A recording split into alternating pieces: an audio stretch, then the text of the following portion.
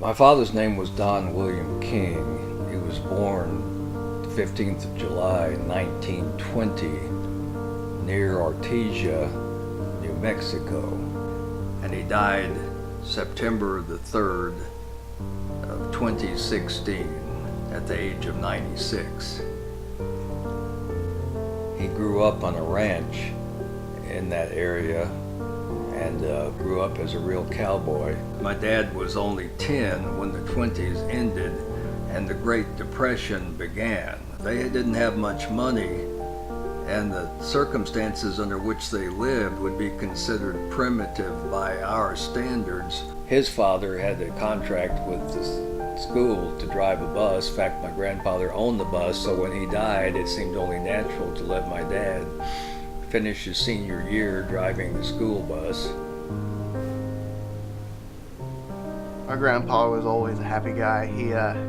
He'd come into a room wearing his cowboy boots, and he was just this long, skinny guy, and he'd always have a smile on his face. And one of the most special things about him was, even there towards the end, when he was going from hospital to a rehab facility, and you could tell that he was just not feeling well, he would still worry about other people.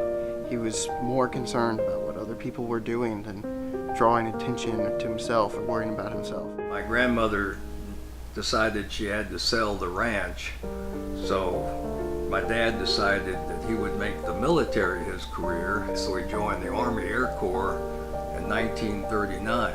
He enlisted and signed up as a private last class and served for 33 years and retired as a lieutenant colonel. So that's not too shabby for a kid off the ranch. He served during World War II, served during the Korean War and Vietnam. He persevered through some hard times. When the time came, he was brave, willing to put his life on the line for his country. I think I'm most proud of him for his bravery and his sense of duty. He'd tell the same stories over and over again, but you had to listen carefully, because every once in a while he'd come up with one you'd never heard before, and then you'd have to say, wait a minute, what did you just say? You never told us that before. And so he had a lot of interesting stories.